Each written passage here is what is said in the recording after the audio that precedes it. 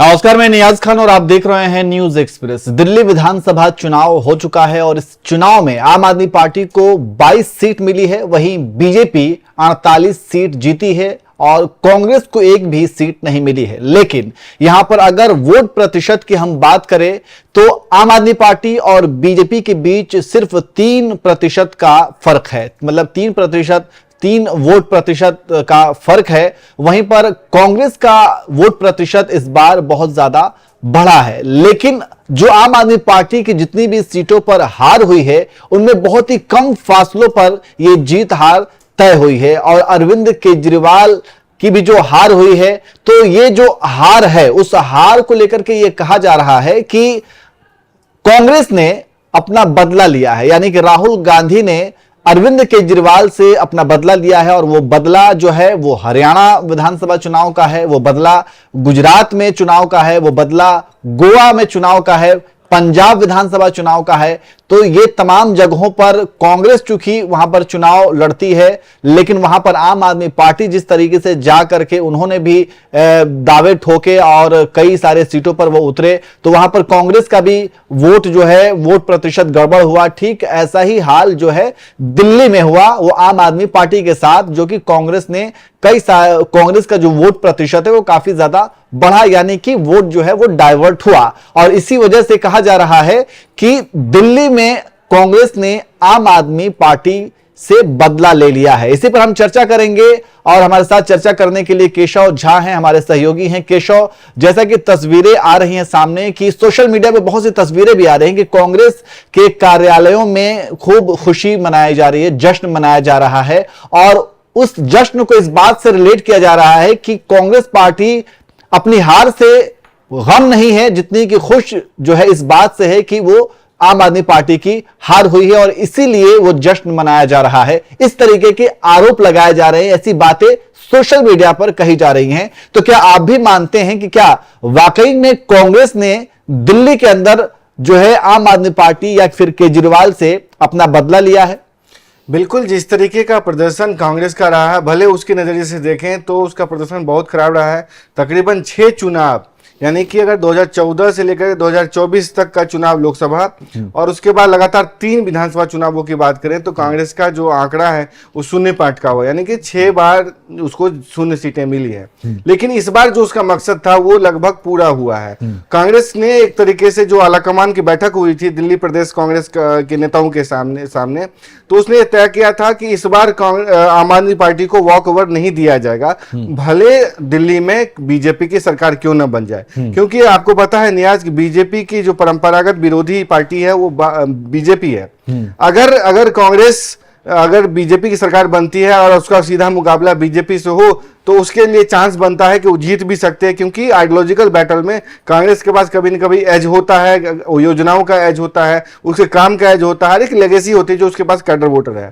लेकिन जहां तक आम आदमी पार्टी के साथ उसकी लड़ाई की थी तो उस समय कांग्रेस के कार्यकर्ता सांस नहीं ले पा रहे थे, क्योंकि जो कांग्रेस का जनाधार था वो आम आदमी पार्टी की तरफ शिफ्ट हो गया था। दिल्ली की बात करें तो ऐसे में कांग्रेस के पास ये चुनौती थी कि किस तरीके से चुनाव लड़ा जाए। अगर हार होती है तो हार ही सही, लेकिन आम आदमी पार्टी नहीं जीतनी चाहिए। इसलिए उसने ऐसे ऐसे कैंडिडेट चुन करके दिए जो कम से कम दमखम के साथ चुनाव लड़े और आम आदमी पार्टी के जो बड़े नेता हैं उनकी हार सुनिश्चित करें। कुछ सीटों का उदाहरण लेता, हालांकि ऐसे 14 सीटें हैं जिसपे आम आदमी पार्टी की हार कांग्रेस के उम्मीदवारों की वजह से हुई है। यानी कि मान लीजिए बीजेपी के जितने भी उम्मीदवार जीते हैं उससे ज्यादा, मतलब जो जितने से अंतर से हार हुई है उससे ज्यादा वोट कांग्रेस के उम्मीदवारों को मिले हैं। मसलन देखिए कि अगर जंगपुरा की बात करें तो 600-650 वोट के अंतर से उन्होंने हार हुई है मनीष सिसोदिया की, जो डिप्टी सीएम थे। आखिरी मोमेंट पे अरविंद केजरीवाल को यह कहना पड़ा कि आप विधायक मनीष सिसोदिया के लिए वोट मत करिए, आप डिप्टी सीएम के लिए वोट करिए, लेकिन फिर भी वो हार गए। इससे ज्यादा वोट फरहाद सूरी जो दिल्ली के मेयर रहे उनको वोट मिला है। इसका मतलब ये हुआ कि वहां पे कांग्रेस ने मतलब मनीष सिसोदिया की हार सुनिश्चित की। ठीक इसी तरीके अलका लांबा जो महिला कांग्रेस के अध्यक्ष है उनको उतारा गया कालकाजी सीट पर आतिशे के खिलाफ। हालांकि दोनों रमेश बिधूड़ी और अलका लांबा की हार हुई, लेकिन वहां तगड़ी फाइट देखने को मिली और ये ऐसा लगा कि एक बार ही रमेश बुधिरी ये मुकाबला जीत भी लेंगे। जहां तक नई दिल्ली सीट की बात है, नई दिल्ली सीट में संदीप दीक्षित को तकरीबन 4000 से ज्यादा वोट मिले, 4500 के आसपास वोट मिले हैं, और केजरीवाल की जो हार हुई है 4000 के आसपास वोट से हुई है। कुल मिलाकर के वहां भी ये दिखता है कि जिस वजह से उनको उतारा गया था नई दिल्ली सीट पे कि आप केजरीवाल की हार को सुनिश्चित करिए, और जो शीला दीक्षित को हरा करके उन्होंने अपनी राजनीति की शुरुआत की थी केजरीवाल, ठीक उसी का पुनरावृत्ति यहां पे संदीप दीक्षित ने किया है। तो कुल मिलाकर के जो भी कांग्रेस ने सोचा था इस चुनाव में, जिस रणनीति के साथ उन्होंने अपने उम्मीदवार को उतारा था, वो यहां पे सफल साबित हुआ और बदला लेने में कामयाब रही है।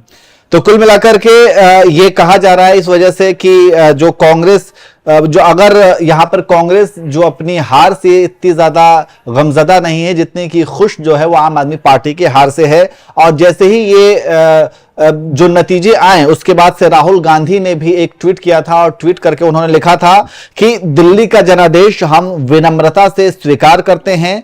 प्रदेश के सभी कांग्रेस कार्यकर्ताओं को उनके समर्पण और सभी मतदाताओं को उनके समर्थन के लिए दिल से धन्यवाद।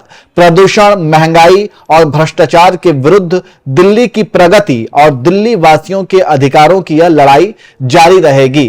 तो कुल मिलाकर के केशव ये कहा जा सकता है कि कांग्रेस ये पहले से तो वो सुनिश्चित थी कि इस विधानसभा चुनाव में वो जीतने वाले तो नहीं है, लेकिन कहीं ना कहीं उनका वोट प्रतिशत बढ़ेगा और आम आदमी पार्टी को वो नुकसान पहुंचा सकते हैं। और ये बात शायद आम आदमी पार्टी को भी पता थी कि कांग्रेस कहीं ना कहीं जो है नुकसान होगा, क्योंकि उनका वोट प्रतिशत बढ़ेगा। क्योंकि अगर इलेक्शन कमीशन की जो है वो आंकड़ा देखा जाए तो इलेक्शन कमीशन ने जो जारी किया उसमें 43.57 जो प्रतिशत रहा, वोट प्रतिशत वो रहा आम आदमी पार्टी को। उसी तरीके से 45.57 जो वोट प्रतिशत रहा वो बीजेपी को मिला। मतलब लगभग 3% का फर्क रहा, और 6 या 6.5% के आसपास जो है वो कांग्रेस को वोट मिला है, वोट प्रतिशत रहा है। तो इससे आप अंदाजा लगा सकते हैं कि कितना अच्छा, मतलब कांग्रेस ने पहले के मुकाबले में अच्छा प्रदर्शन किया है, वोट प्रतिशत बढ़ा है। वहीं इसका नुकसान सिर्फ और सिर्फ आम आदमी पार्टी को ही हुआ है, क्योंकि जो बीजेपी के कोर वोटर हैं वो उनका जो डाइवर्जन तो नहीं हुआ है वोट का,